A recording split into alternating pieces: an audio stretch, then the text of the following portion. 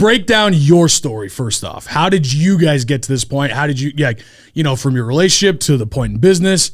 What's the story here? What it boils down to, I had two best friends growing up from the time I was 2 years old, and they always had like the most beautiful, intricate hairstyles, like box braids and cornrows, and I just thought they were like gorgeous. I wanted to look like them. Right. So their mom would actually try and replicate those hairstyles on me. So I have like all these pictures of us as kids. So when I had turned 17, I had just, I was hating the way I felt about myself. I hated the way I looked, because I feel like for a lot of people, confidence comes from appearance. Like that's kind of where it starts. And when your hair looked as damaged as mine did, it just sucked. So I bought hair. I messed around for a couple months, made them for myself, put them in, and it was like night and day difference the way I approached life, like the way I talked, the way I presented myself. And then I had a bunch of people coming up and asking me to make them some. I did. In December, I opened an Etsy shop, and then it just kind of blew up from there. Yeah. What was the big thing that happened, do you think? I would say 2 or 3 weeks after I quit my job is when our Etsy shop actually got shut down. So that was a little traumatizing, because that's where all of our income was coming from. I mean, we were 3 days till rent was due, and so we were like, okay, well, we can either sit here and cry and,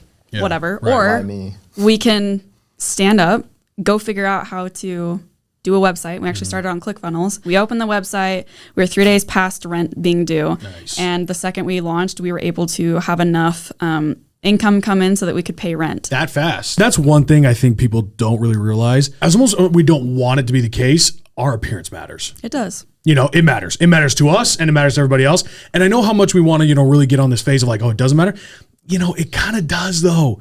And let's just own that. Let's own the fact that your appearance actually matters to you. And, and honestly, it's just gonna affect how you feel, what you put on your body, like the things you wear says a lot about who you are. Yeah. That's what we put out to the world is our personality, like the tattoos, or whatever it is. It's what you put out to the world. I think the reason that there is so much pushback is because of the way they really do empower people. Because anything worth something that has any value to it whatsoever, there's always going to be opposition. Dreadlocks have literally been carried through just about every single culture, and every single culture in one way or another talks about the power of dreadlocks. Obviously, I get a lot of pushback, especially on TikTok, because everyone on there is, social justice warriors, little keyboard warriors, but it's very validating to me knowing that what I'm doing to bring unity between cultures is the right thing when I'm getting pushback. So walk me through that. Does that kind of have is that kind of the same idea behind Dreadful Hippie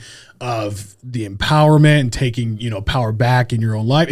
Is that kind of the thought process there? Or has that always been the goal, or is it taking shape as you've seen this community grow? Do you know what I'm saying? I mean, it was to satisfy my own desire of having dreadlocks. Little did I know it would make me feel the way that I did. And then other people wanted it, and I was like, okay, well, this is quick money. Like, that's what you think in the beginning of a business. And then it was, oh, look at how it's making people feel. This is something that I can pursue. This is something that's fun. Now we are helping people feel that confidence, feel empowered to be able to make the decisions that they want, to have the life that they want. And that's really what it boils down to. That's where I get the satisfaction from. I don't get satisfaction from orders coming in. Yeah. All that means to me is that someone is taking the steps that they need to have the life that they want. And that's what fulfills me. Like, take those steps in order to live the life that they want. Like, that is what's so rewarding for us. And that's all I care about. Like, when I see, like, when my parents got their first order, that was way more exciting to me than, like, having our highest month in revenue. Yeah. Like, it was so satisfying. You'll reach people that I never will. Yeah. Because who you are is completely different than who I am. Same with you.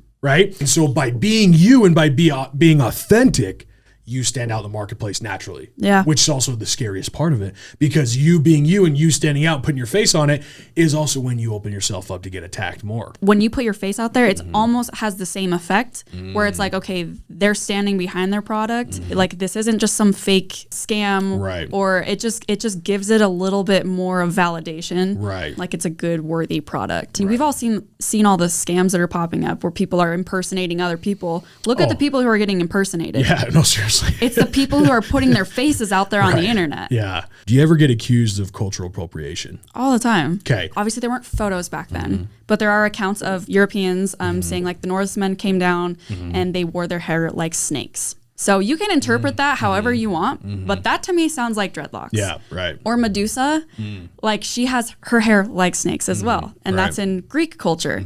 I'm like, you can interpret that how you want, but to me, that sounds like dreadlocks. Some Asian cultures, when they go to battle, they would dreadlock their hair and they would dip the ends in red paint. If you look at any culture, it seems like Celtic, Norse, or, you go Asia, any other culture, well, dreadlocks and braids is kind of a part of the culture. It always has been. Words have meaning if you give them meaning. If you want a word to be offensive to you, you're going to find a way to make it offensive to you. Absolutely. I can say whatever I want to you.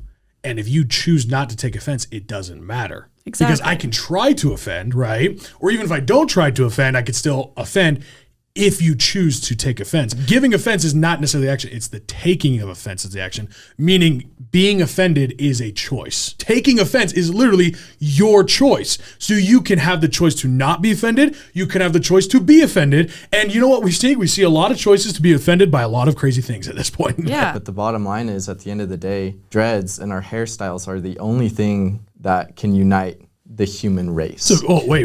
The dread, like our hairstyles can unite the race. What do you mean by that? Think about it. So like your hair, for example, you have like the faux hawk. That's an extremely popular hairstyle. Yeah, right. But you're not South American. So it's like, at the end of the day, my long hair is the same, like anyone who grows their hair out. Like you can be Hispanic and have dreads. You can be black and have dreads. You can be white and have dreads. The common thing is we all have dreads. So it's like the people who are always saying like, oh, you're cultural appropriating this culture and this culture. It's like, well, I don't know what else to tell you, but like, we're all united. This is a fallen world. This is a mean and nasty place we live in. And just based on the existence that there is evil in this world means that the unity we're fighting for is to unite the good. This world is for the people who are on the fence. Right. To figure out what it is that they want. Right. I mean, if we came down here and it was all peaceful and, there would be like, it completely destroys the whole plan of why we were supposed to be here. And like, if you really dive deep into that, what that means is that he separated the light from the dark.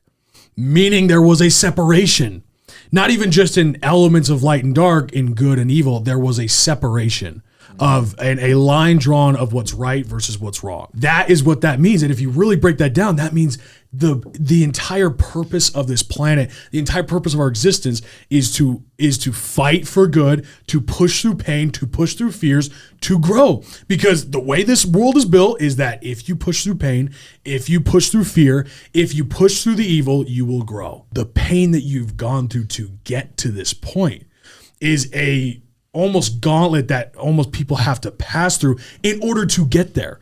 Because how many people have had an idea similar to yours and have then experienced the pain that you've experienced and then turned back? If my parents just handed me over this business, like let's say my parents were the creators of Dreadful Hippie, it's been around forever, and they were just like, hey, like, because you were born, here's your birthright. Yeah. Like, it would tank. Yeah. There's no way it would survive past me. Yeah. But because I've had to work for it, therefore it has value. Yes. Nothing that was ever given to anyone is ever worth value. Right. For rent is the most stressful, the most difficult thing anyone could ever experience. Not like having the conversation of how are we going to budget our money for food and to live. There were days literally we would use the last money on like some tacos at Taco Bell, and then the next day we would go drive down to my parents to eat the next day. Like, I'm not kidding. Like, if you want to talk about that, dude, there were days that it sucked, and that was the first 3 months of our marriage. It's like, is this what it's supposed to be like? Is this marriage? Obviously we were stressed at the time, but it never like affected our marriage at all. Yeah. And I think the reason why, and I'm not saying that you guys didn't marry for this reason, but I think the reason, like, I didn't marry him for money. Yeah. We didn't have money before we got married. I knew what I was getting into going into it. Right. And two, the only thing that matters to me is spending time with him. As long as I was with him, I was good. It was when I was by myself, that's when I would get super stressed out. Yeah, right. But it's like, I could be dirt poor and we were, and less than poor. And I was happy as long as we were together. When people see like awards like this, right? $50 million in sales, right? Or like 7-figure awards, or like producing a business where you have 30 employees, right? They see this, they go, damn, right? They go, damn, like, how'd you do that? You want to know the best answer? A lot of tears. Yeah. I'm serious. Do you have any idea how many tears were shed in the journey to get to this point. And that's why I love these conversations on the podcast. And that's why I love the one question I ask everybody is, what's your story? Because if you've done something incredible, if you've accomplished something, you know what it was? It wasn't a sunshine and rainbow opportunity. It wasn't this perfect trajectory of path that just got us here. Well, actually, it was a simple decision to do this, and it was actually really easy. No, it fucking sucks. The best thing that you could do is for yourself is learn to be an entrepreneur in some sort, or figure out some kind of sales job. Entrepreneurs are salesmen, and like you're in sales if you're an entrepreneur, right? Yeah. And guess what? If you're in sales, that means you're also in an entrepreneurship setting where you reap what you sow, you eat what you kill, so to speak, right? But like, you want to be a better husband, a better father, learn sales. Oh yeah. Learn to negotiate, to persuade, to do good. That's right. You know? Yeah. Right. Don't learn it to do evil in this world. Yeah. Don't persuade your wife. You know what?